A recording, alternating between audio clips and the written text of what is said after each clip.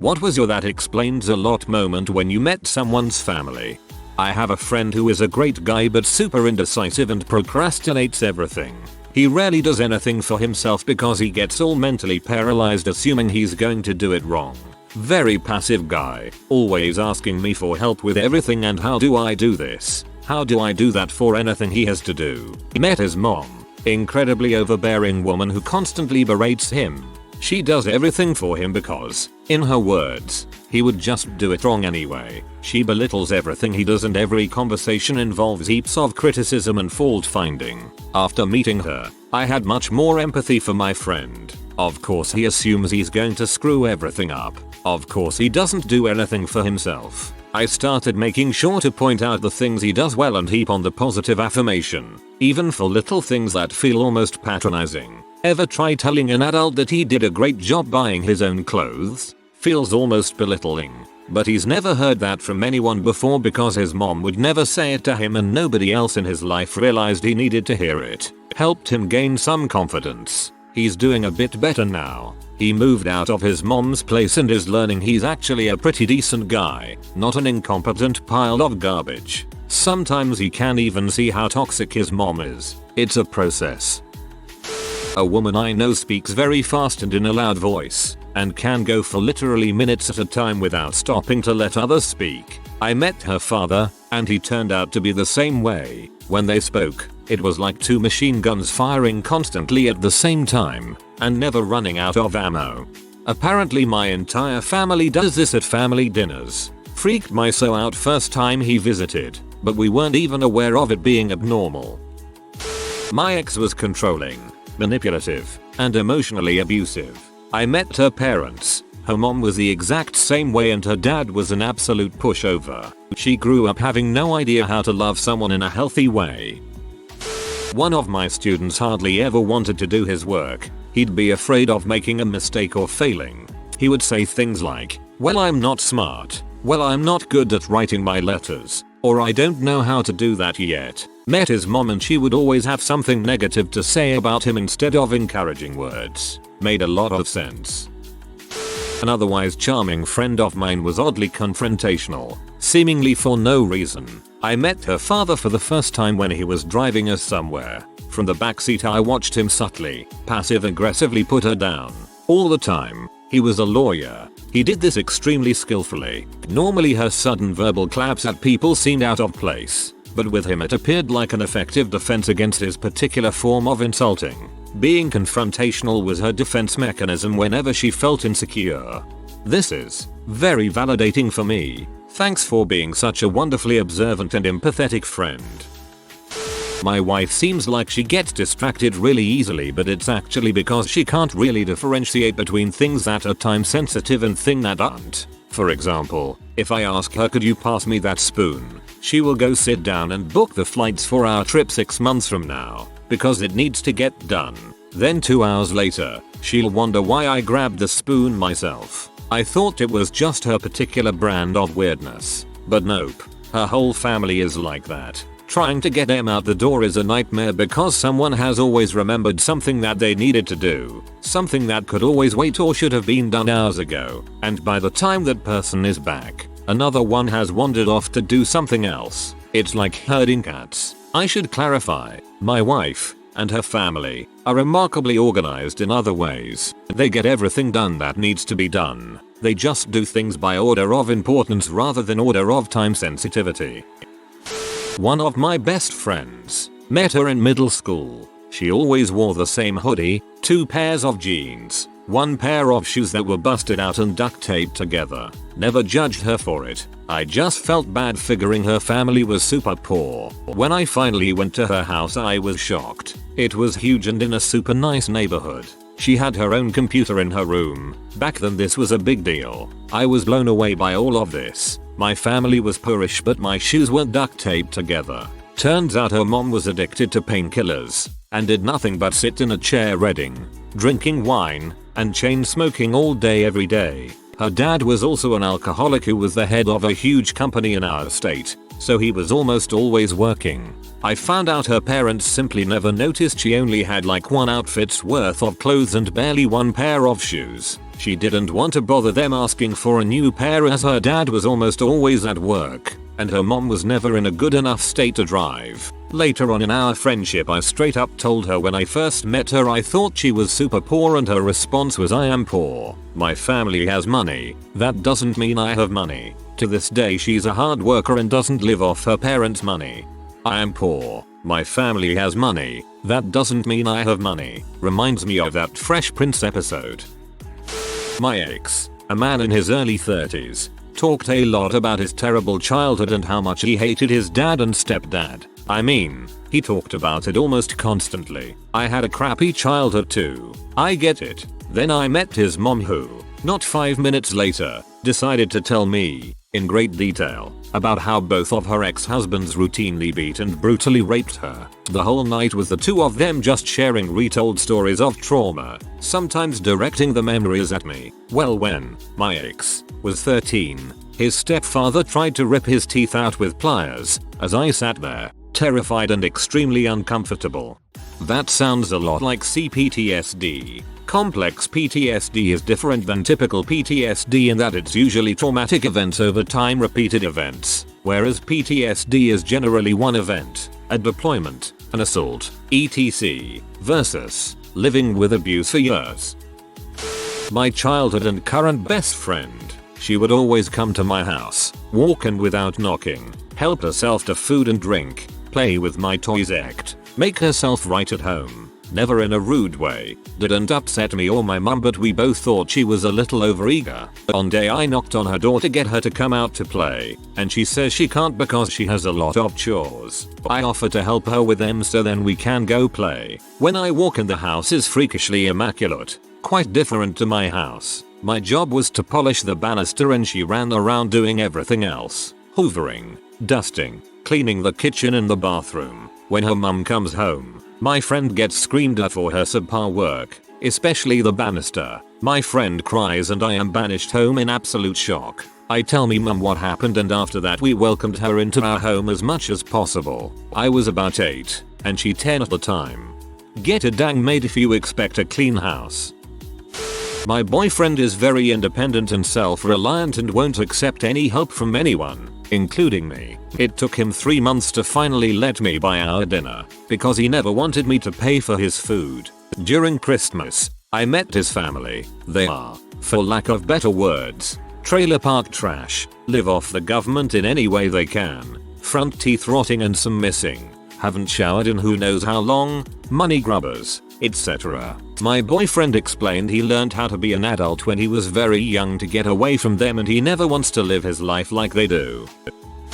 A friend of mine in high school was this peculiar mix of traits. She was this skinny, fair-featured girl who had very artsy tastes in music and things like that, but she was also 1000% ready to throw down with people who gave her crap. I met her parents, and I swear to God it was like looking at a Venn diagram with my friend in the middle. The only way I can describe it is if Stevie Nicks was married to the boxing trainer from Rocky. That sounds like a rad combination. Honestly, you kind of have to be ready to throw down if you're an artsy girl out in the world. I used to know a girl who would literally eat 4 different kinds of foods: pasta with no sauce, sandwich which consisted of bread with cheese or bread with hummus, apples, and one type of cornflakes, and would only drink apple juice and hot chocolate. One day I was invited to stay over for a family dinner, and that's when I understood why she was like that. Apparently her parents are also extremely picky eaters. Later in life, when we were about 19 years old, she had an epiphany, and she also started eating potatoes. I dated a girl that was very particular about everything being clean and orderly. Her apartment was meticulous, every detail just so. When she introduced me to her parents, I saw where it came from. I couldn't find a speck of dust or anything out of order. It was clinically pristine, just like her place. Have a friend who is very kind but very anxious to make sure what he says is heard as it is intended. Will repeat himself many times. Apologize again and again for nothing. We thought he was just crazy until we were in the same room as he was having a phone conversation with his father. Apparently his dad required everything said to him to be repeated about 4 times. It had just become a habit. Sounds like me and my mom, except my mom openly admits she doesn't care what I have to say, despite asking me to repeat it 3x times. I'm a fairly loud person, just in the sense that my voice has no volume control when I get excited. When my son got to know my family, he learned that it is 100% a habit I picked up from my parents, especially my mother. Went to sister-in-law's parents' house for a dinner party before they got married. Sister-in-law is a bit tough to please, to say the least. Get to the house and instantly realize she grew up filthy rich. Everything in the house was way too nice. Smooth jazz playing lightly in the background. Entire night has been scheduled out. Mingling and appetizers in the den. Dinner with the special crystal glassware. Games and coffee in the living room, etc. At dinner I grabbed the cocktail sauce and put a spoonful onto one of the many unnecessary plates to complement the pre-portioned 2 shrimp I was given on a stupid bed of lettuce. Instantly her mother stands up, grabs my plate forcefully, stomps off to the kitchen and washes my plate off. She comes back and says, "Wrong plate." I feel very bad for my brother. Maintain eye contact and use the same plate. My sil is a terrible person. I hate saying that because it sounds like hyperbole or something I say a lot. I do not. I like almost everyone and try to find good in folks. My sil, on the other hand, has alienated every friend she's ever had, flatly refuses to get a job, despite huge school loan debt, and is aggressively honest with everyone she meets. Read, rude and insulting. When she was in the hospital giving birth, she vexed the nurses so much 2 doctors came in to talk to her, like parents scolding a 2-year-old. The first time she met our family, she got mad that we were going to eat on the patio outside because she thought the 75-degree weather was too hot. So she went to the bathroom, slammed the door and stayed put for 30 minutes. Then I met her family. They're rotten to the very core. I've never seen a family with less love. And the dad is a rabbi. Her sister won't speak to anyone who isn't Jewish. Our being half Jewish doesn't count. Her mom asked me, a vet tech, to watch her dogs for the weekend and then told me that if I accepted the offer I'd also need to clean the house. She said I wouldn't be paid because I'm family. Being at their house is like walking into a bad fight. All the time. I try to feel bad for my sil, because I know that growing up in that environment would take a toll on anyone, but she makes it so difficult. After about 5 minutes, she exhausts all my polite reserves. It's like she's constantly thinking people are trying to screw her over in every interaction. She refuses therapy and treats my brother like crap. I spend as much time with my niece as possible because I want her to at least see that people can love her unconditionally and with a generous heart. I really hope she avoids the black hole of her mom's family. I have a friend that always interrupts people. Weird thing is, I'm pretty sure he doesn't even notice that he does it. Anyway, I met his dad one day, and although the guy is really cool, he never stopped talking. So interrupting is probably the only way my friend got a word in while growing up.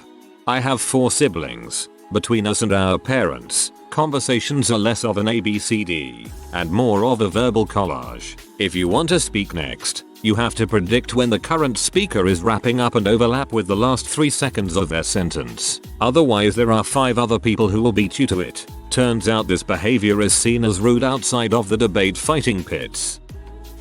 My ex's dad had stomach staple surgery. He was still fat. However, he'd loudly complain about the choice of dinner for the evening, critique his wife's cooking, and eat a full portion before going to the bathroom to puke most of it back up. Suffice to say things didn't work out. I have known 15-20 people who had that surgery. Only one was a success. After 1 year in the future they will look back on it the same way we look back on bloodletting. Long story short, my ex-girlfriend used to be overly dependent on me. You know, where you can't crap without the other person. You have to do groceries together or else no one does it style of relationship. Never understand until I went over to her house and saw her mother and ballless father who just did any unreasonable thing the mother asked for. Like I'm talking him waking up to go play golf and the mother being like, "You're not golfing today, I need lipstick. Go buy it, now," and then stowing his golf clubs away and heading to the mall. Anyways, that relationship died fast and it was really meeting the family that made realize she was going to be like that forever. The horror. Good move getting out of that, I guess. Maybe the girl needs to hear that she shouldn't become like her mum though. My sister from another mister. Knew her online first, then finally in person. Life goal for her was implants. Finish college. Good job. Boob job. Laser focused. Never could understand why. Her mother wasn't chesty nor focused on image. Her sister was more stacked, but again nothing image based about it. Her fiancé eventual husband wasn't a big thing for him. Her though TT need tea. Then I met the extended family and it clicked. Basically every other arm in the family, you turn 18 you get a rack. I don't think there is a woman in her family that hadn't been augmented besides her mom and sister. Frick, even her grandmother, I knew her for years, saw way back in the day photo I hadn't seen before and she was, oh you've never seen me without my boobs. Didn't even know grandma was rockin'. My mental image of this family is extremely amusing. This plain old regular family except all chests look like Pamela Anderson's. My roommate from college. For 3 years. He was about as handy as Tim from Home Improvement, but always had random cool antique stuff and an Oompa Loompa flute. Turns out his dad is a tough biker but loves to buy antiques and refurbish them. Despite being one of the grossest people I know besides myself, he always had great nails because his sister is a beauty technician. Fun times. He once stuck the bladder that holds boxed wine up his shirt and tried to get people to suck on his wine nipples. Wine nipples got me going, bruh. Ex-wife had a rigid moral code that was black and white. Ethically she was always right, anyone else was always wrong. And if you don't agree with her you're dead to her. She had an empathetic side to her and would do a lot to help a friend, but she'd be a real bee about it and make sure they knew she was only doing it because she was such a good person. Her mom is the exact same way. Rigid, authoritarian, self-righteous. About 6 months after my dad died, while we were going through the divorce, Mill sent me a text that said, by the way, I'll be sure to say hi to your dad when I see him, since you never will again. She's just a truly straight up C. Contrastingly, her dad was the nicest guy I've ever known and would do anything if it helped another person, even at his own expense. By the way, I'll be sure to say hi to your dad when I see him, since you never will again. Hooey crap. One of my best friends is a very loud, outgoing and sometimes over the top person, and most of the time ends up being the center of attention. I had met her mom before, but when I met her dad everything made sense. The man was doing chin-ups and loudly challenging all the other guys present to beat him. He actually beat us all though. After that event, I found out that her mom and her aunts used to be the exact same in their youth, and even worse.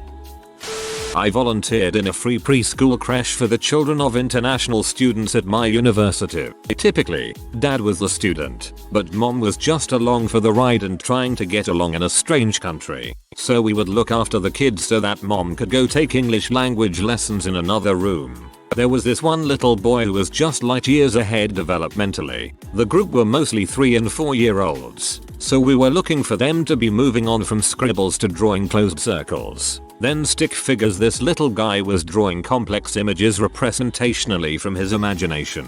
He was obsessed with transportation, cars, trains, airplanes, helicopters, etc. And his favorite were fire trucks. He drew me a picture and told me a story about a helicopter fire truck hybrid that would fly over the top of fires and spray water on them. I was absolutely blown away by how he imagined up this device to solve a real world problem.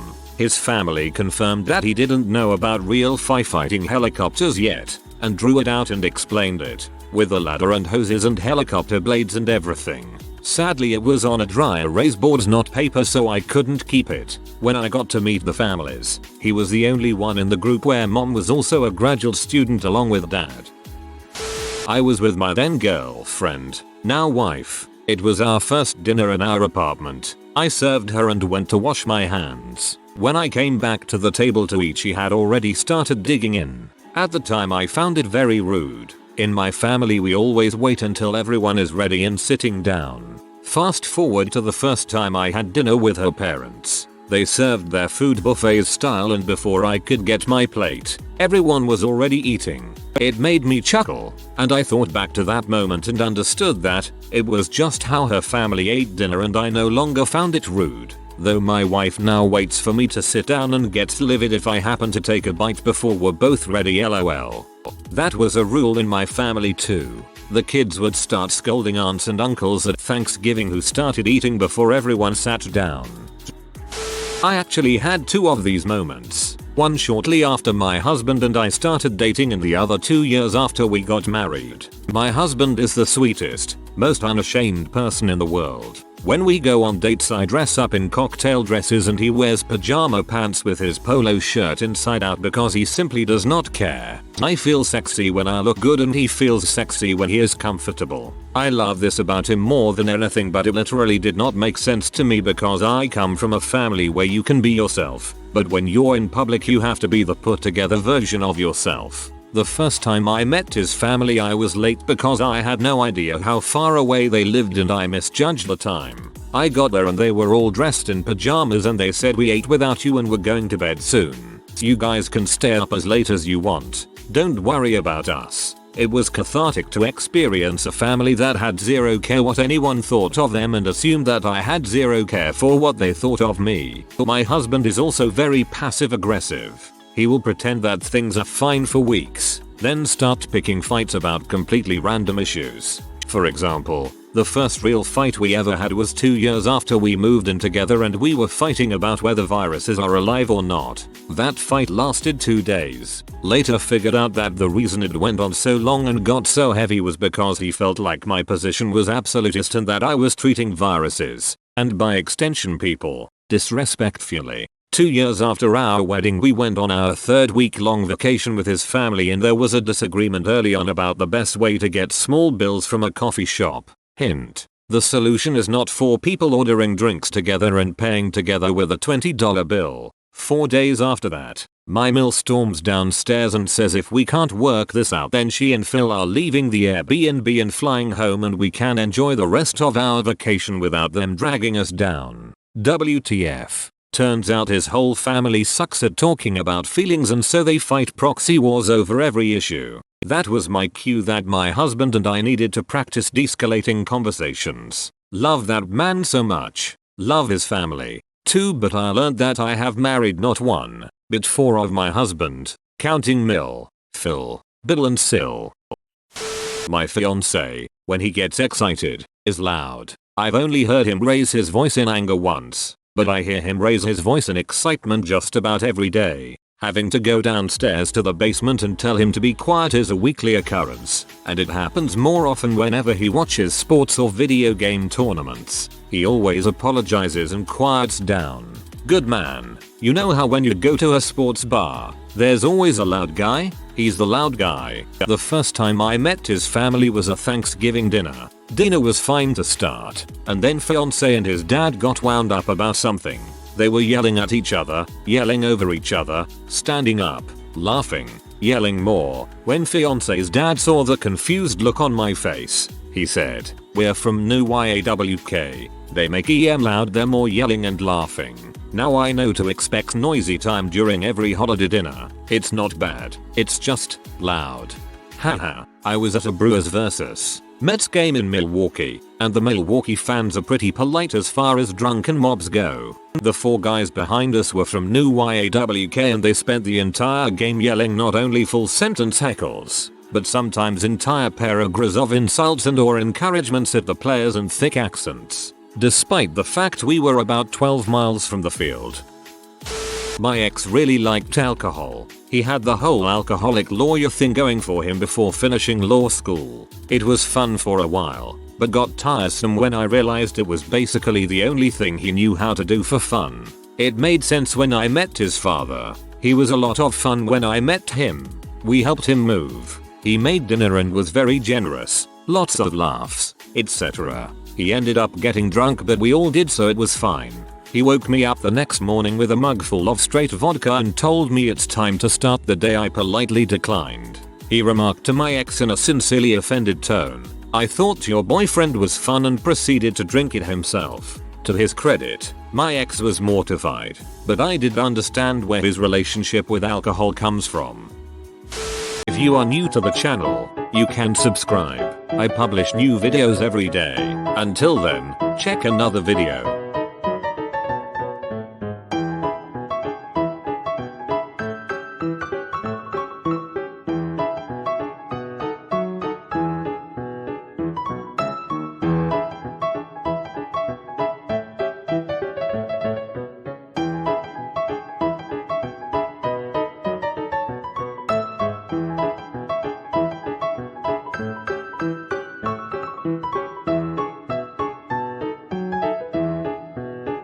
Bye for now.